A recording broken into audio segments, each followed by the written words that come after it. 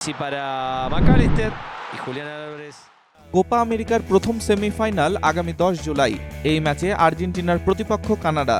গুরুত্বপূর্ণ এই ম্যাচে ইনজুরিতে পড়া লিওনেল মেসির খেলা নিয়ে স্পষ্ট কথা জানিয়ে দিয়েছেন কোচ লিওনেল স্কালোনি। তিনি বলেছেন, মেসি যদি শতভাগ ফিট নাও থাকে তবুও তাকে কানাডার বিপক্ষে সেমিফাইনালে খেলানো হবে।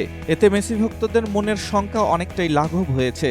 আবার অনেকে চিন্তিত, এমনটা করলে আবার না বড় ক্ষতি হয়ে যায় এই ফুটবল তারকার। তবে স্কালোনির বক্তব্য, আমরা জানি মেসি যদি পুরোপুরি ফিট নাও থাকে তবুও সে দলের জন্য কি দিতে পারে।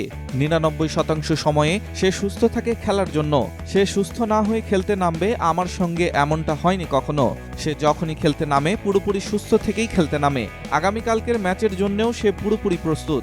তিনি আরও বলেন, এটা আমার জন্য একদমই সহজ সিদ্ধান্ত যে মেসি পুরোপুরি সুস্থ থাকলে পুরো সময় খেলবে এবং কিছুটা ফিট না থাকলে শেষের 30 মিনিট খেলবে। সে সুস্থ থাকলে কেন খেলবে না? এটা নিয়ে কি আপনাদের সন্দেহ রয়েছে?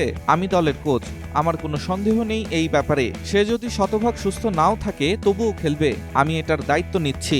এদিকে এবারের কোপা আমেরিকায় শুরু থেকেই ছন্দে নেই মেসি। এখন পর্যন্ত গোল করতে পারেননি ইন্টার মিয়ামির এই তারকা।